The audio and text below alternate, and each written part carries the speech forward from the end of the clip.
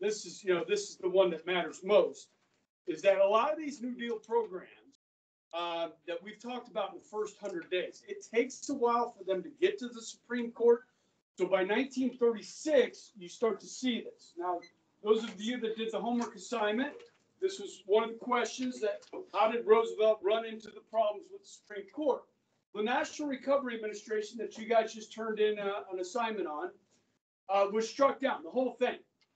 Okay, so this idea that government could control business in this way, wages, prices, and so forth, was a major problem. It violated the powers of the government. Now, that being said, talk about the minimum wage and how we have the minimum wage today, but it was struck down as unconstitutional in 1936. I haven't looked over your homework very closely, but there was this situation when this happened in 1936 that Roosevelt wanted to pack the court. Did anybody remember? Does anybody remember that from doing the assignment? Pack the court. Okay. Yeah, I saw that on a couple. Okay. So what he wanted to do? How many members are there on the Supreme Court? 9. Haven't got there yet. Okay. 9. Okay. He wanted to add 6. Now, who gets to choose Supreme Court justices? The president. So he would get to add these 6. All right. Now, remember, they're striking down these laws as unconstitutional. He's mad. He's like, I'm trying to help the American people, and the Supreme Court keeps getting in the way. So he also wants to put a retirement age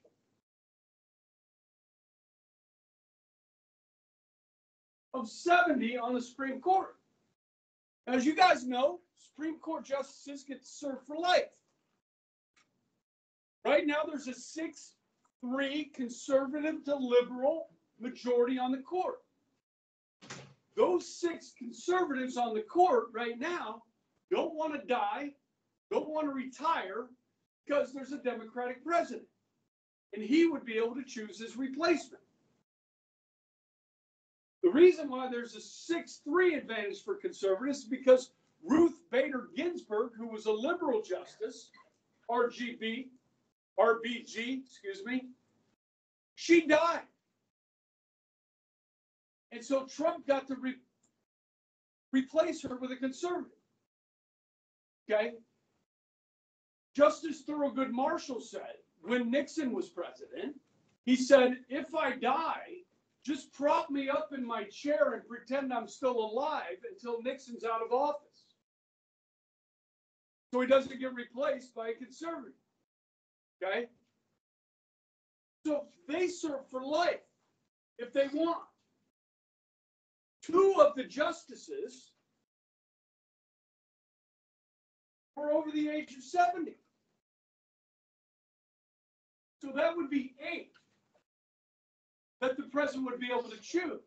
Now, 9 plus 6 equals 15. And if the president got to choose 8 of 15 new justices, he would essentially control the court.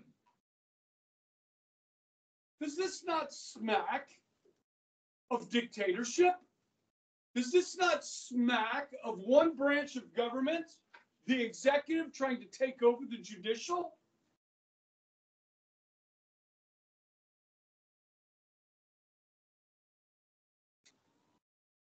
This court packing scheme, guys, scared people. Even Democrats. They were like, excuse me, President Roosevelt. No, this is a bad idea. Packing the court with your own justices. I know the Supreme Court is striking down your laws. But listen, they go too far, according to the Supreme Court. Okay? Here's what happens.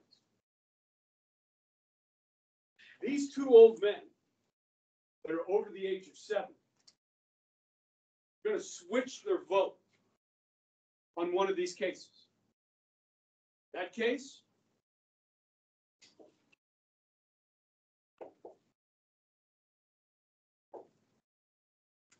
this is how we got the minimum wage. Those two old men were afraid of losing their jobs. So they switched their vote. This switch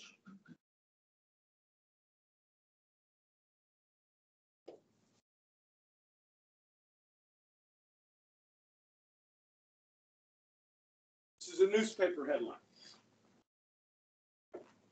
The switch in time saves 9. Roosevelt decides not to pack the court. If he had enough votes in Congress, yes. Now, guys, in 2020, 2021, Democrats in the Senate tried to convince Biden to pack the court. Okay, when Roe v. Wade got overturned, they're like, that's it, Joe. We need to pack the court. This 6-3 conservative to liberal justice thing isn't going to work. Democrats have a majority of the seats in the Senate. There were 2 Democratic senators stood up and said, no, we're not packing the court, Joe. It was Joe Manchin of West Virginia and Kristen Sinema of Arizona. They stood up and said no. Okay? They also wanted President Biden to do away with the filibuster. Because remember, those of you guys have had government, you remember the filibuster. Where you got to have 60 votes to stop a filibuster in the Senate. So basically, you need 60 votes to pass anything, except for judicial nominees and cabinet nominees. You only need 51 votes. That was the nuclear option that Senate Majority Leader Harry Reid changed back about 10 years ago, while Obama was president, so maybe 12 years ago. Okay, because Obama was appointing judges, the Senate was rejecting them. And so you needed 60 votes to approve a judge. They changed it. They got rid of the filibuster on judicial nominees. You only need 51 votes. So the Democrats needed 51 votes, and those 2 senators said no to packing the court and doing away with the filibuster. Okay? So, in my book, those 2, Manchin and Sinema, are brave senators. Okay? They stood up to this. Okay? But in this case, these 2 old men will switch in time to save 9. You guys explain this to me on the test? Okay. So, yes, Roosevelt's trying to help the American people. I asked your opinion on whether you thought that the author of this paper that you read made the case that this was liberal fascism. Okay. I thought he did a pretty good job with it personally. I thought it was interesting enough to okay, I think this is something my kids should read and have a better understanding of what fascism is. It's temporary. Generally, it's temporary. It's not permanent. It was permanent in the case of Nazi Germany. It was permanent in the case of Italy under Mussolini. But really, you see it more pop up during a crisis rather than it becoming a way of government. Okay. All right. So, moving forward, the second 100 days. Now, this is not a literal term. The first 100 days was a literal term. Second 100 days is not literal. Okay. This is the second wave of legislation to attack the Great Depression. So as this says here, aimed at reforming the system rather than recovering. So what Roosevelt wants to do, and this is a great picture of Roosevelt, by the way. I love this photograph. Income for the elderly and laid off workers.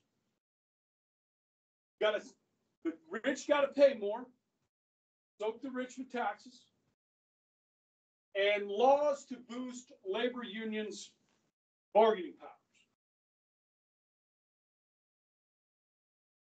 Good political cartoon. This is from 1937, Rochester, New York. Okay, you've got Congress over here sweating. You've got assorted projects over here, and here's Roosevelt's $5 billion six-year works plan. Streets, highways, irrigation, drainage, flood control, buildings, equipment, soil conservation, slum clearance, recreational areas, sewage, forestry, game protection, pest control, grade crossing, navigation aid, etc. These are all things that Roosevelt wanted to do. Congress is going to have to come up with the money to pay for it, or just print money and spend it, which is called what kind of economics? Economics. What? Keynesian economics. Okay, Ralph Maynard Keynes, Keynes, I think,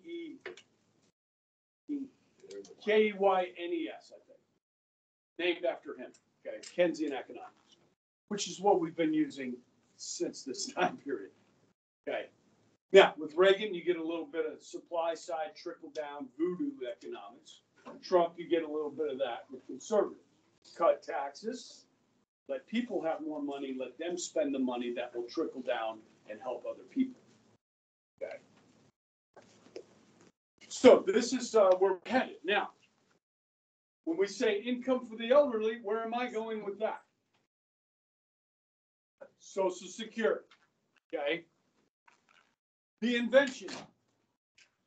So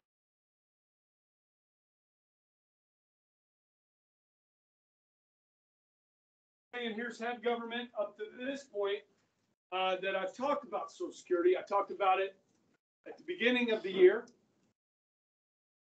and the beginning of the new year when we did our political spectrum thing. And I talked about privatizing Social Security. So I had to explain Social Security to you. So this is your second shot at it, okay? This time, you're going to have to write about it.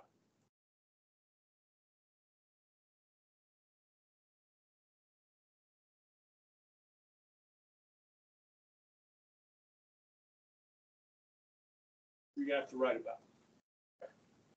Okay. So, Social Security has three parts. It was created by the Revenue Act of 1935.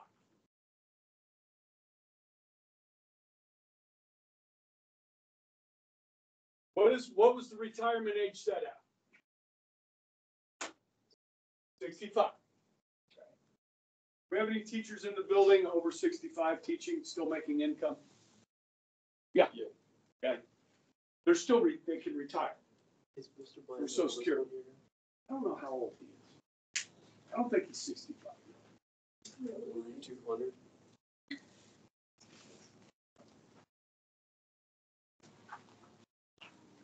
We have people approaching that for sure.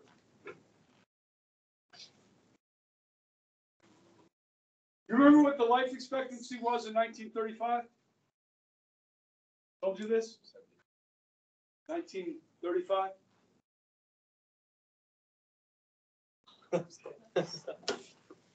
Okay, so the average American would be on this for about a year. Now, obviously, guys, you put in infant mortality into that equation, so there are lots of people living past 66. Okay, but on average, you would say, okay, they'd be on it for a year. That's probably a fallacy. Okay, but anyhow, now workers paying a small amount. Now, you can judge whether 6.2% right now is a small amount or not. It is 6.2%, okay? And then your employer has to match that, which is called payroll tax, okay? So So you can add that payroll tax. So 6.2% by you, 6.2% by your employer. So in addition to your wages, in addition to your 401k, in addition to any health care that your employer may help you purchase, that's pay 6.2%. Okay? This money, this payroll tax, be used for a different purpose because it has three parts. Okay? So this money is supposed to go into a national Social Security fund. 6.2%, everybody that's working goes into this fund. And then they use that fund to pay for people that are retired. Except in the 1970s, they raided the fund, Congress did. They said we could use that money for other things. So today there is no Social Security fund. Okay? The money that those of you that work, we work, pay the 6.2%, that money goes to the Treasury and is sent in a check to retirees today. So it takes about 4.5, 5 of us pay for one retiree. So the more people you have retiring, more checks you got to write. Yes. How much do the retire? The average is $1,700 a month. I mean, like how much do they outweigh like the workforce? Well, the baby boom generation is big. They're living longer. So 5 to 1 right now, 1/2 to 1. Worker to. So you take the average person in the United States that makes $55,000. I'm kind of close to that. Okay. I put in about $300 a month, 6.2%. Okay. So how many people does it take? A little over 5. Pay for grandma, right? Times 5 is $1,500. Right? Is my math right? Okay, so a little over 5 people. Average. This is an average. This is an average. How much recipients get? Some get more, some get less. Say again? How much you put in. So as I try to remind people, guys, Social Security is not welfare. If you never put money in, you don't get money out. Okay? It wasn't designed that way. It wasn't designed as welfare. It was a Social Security system. It is socialism in a sense, but you know, my wife's check will be bigger than mine.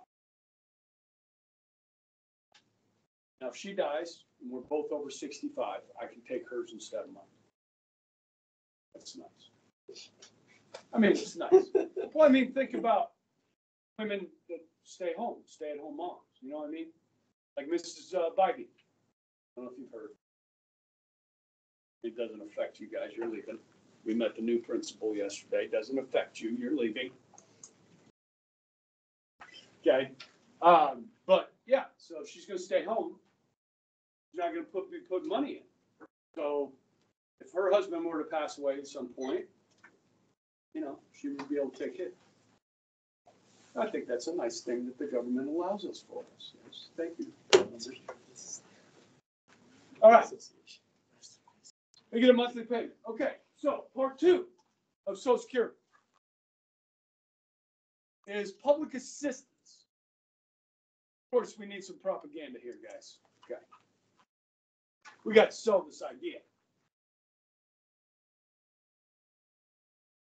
Now, this money does not come from either 6.2%.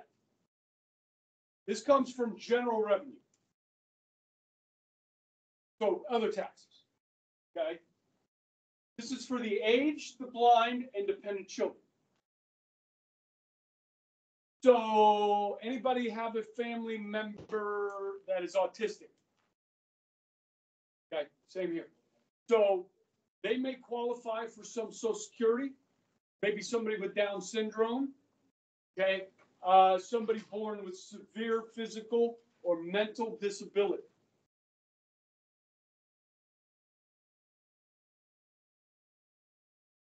Somebody's blind, it's deaf, it's mute.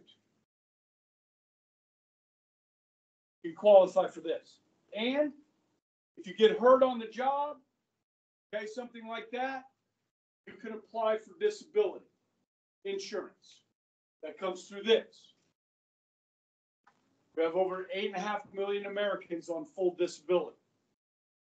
That's not cheap. Yes. Like acquired disabilities. Yeah. That also. Yep. Can't work because of my back. Can't work because of my feet. It's a struggle. I'm going to win. Okay. Now, Get you like one of the wheelchairs. stop it. Told you I was going to win. Now, this one, I had 2 girls last semester in regular government. You probably know them, who lost a parent.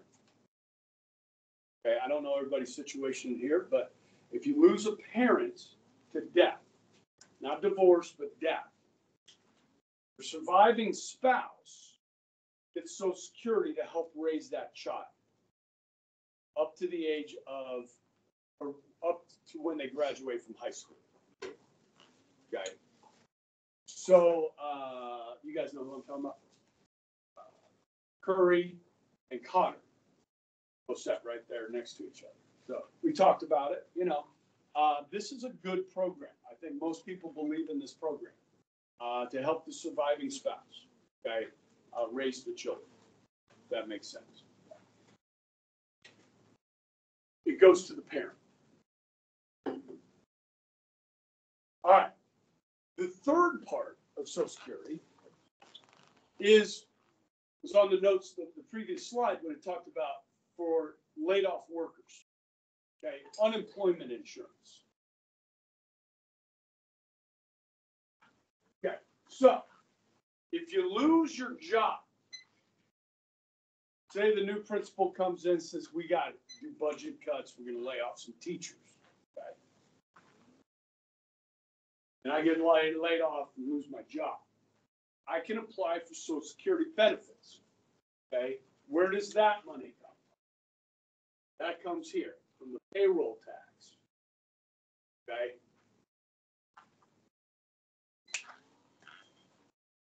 Now, I'm not an expert on how this works, but my brother-in-law owns a business in Houston. And he told me, he's very careful about who he hires. Because if he hires them and they work for him for like 6 months and they're not doing a good job and he fires them, he's got to pay that payroll tax. He's the one that's paying that unemployment. I don't know exactly how that works. Probably need to do a little bit more research on that. Okay. This unemployment insurance lasts 26 weeks. You're eligible for 26 weeks, which is 6 months, half a year. Okay. If you ever lose your job. Now, they're not going to pay you what you were making necessarily. Okay. I knew a guy that graduated from here. He was a journalism student. Got a job at the Wichita Eagle, or maybe one of the TV stations or something, and he got laid off. He was living over in the Aspen Apartments. Used to run into him down at the NBC tournament. He was always down there. What's going on, man? Oh, not much. Just taking my unemployment checks. Okay. All right, Steve. Find a job. So, there's your 3 parts. Now, guys, obviously, this is one of the most popular programs that our government has. You are not allowed to opt out. If you wanted to, you're not allowed to opt out. okay? The government's gonna take that 6.2%, okay? Is it gonna be there when you guys retire? Probably. Is it gonna look different than it does today? Probably. But as I said in government class, guys, it's the third rail of politics. The reason why it's gonna go bankrupt by 2037, it's 13 years from now, is because members of Congress don't like to make tough decisions. And so they don't mess with it. They just keep bleeding it dry. Okay. But I think what's most likely to happen, guys, okay, now, just for your general knowledge here, guys, I talked about this, but let me remind you. My income, all of it is taxed. Social Security, okay? Not all of my wife's income is taxed on Social Security. Okay, there's a cap. It's called means testing. So, I think, how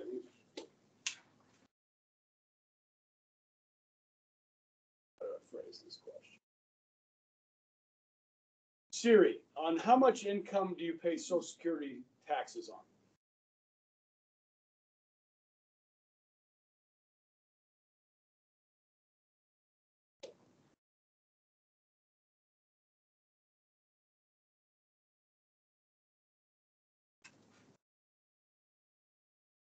Sorry, guys. This isn't telling me what I want to know.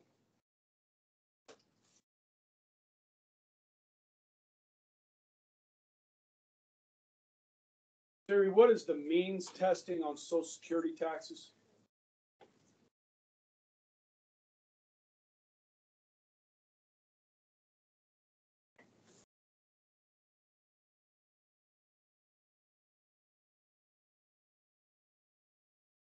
Dang it. I'll look it up, but I think last check it was 119,000. So after 119,000, you pay 6.2% on the first 119,000 you earn. And then you don't get taxed 6.2% on anything above that. The reason they do that, guys, because Social Security is not welfare. You'll never get that money out. If you have to pay on 200K, you're never going to get that money back out of Social Security. That would make it a welfare program. Because then you'd be just taking from people that they're not going to get back. Does that make sense? Okay. So what changes are you going to see? Well, this will go up. This will go up. And it's gone up. It was 99,000, then it was 109,000, then 119. I think it's more than that now. Okay. But if you make 200,000, you don't pay the full. It's not up to 200,000 yet. Okay. A couple political cartoons here. Got Social Security in the grave. You got the defibrillator paddles out, trying to revive it. Okay. And next to it over here is Medicare, which is also going bankrupt.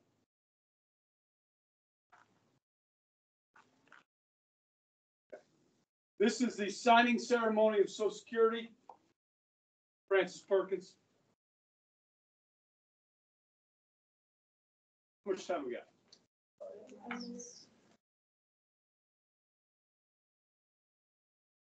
Let's scroll through real quick here. What we got left?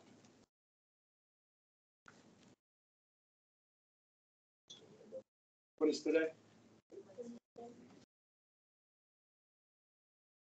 Thursday, Friday.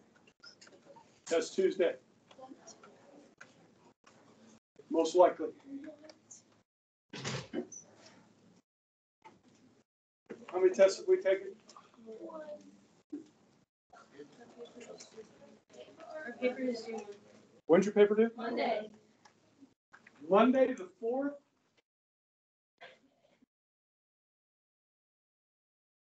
What's Friday? It's Friday? Next Friday. What's the date? The 8th. The 8th.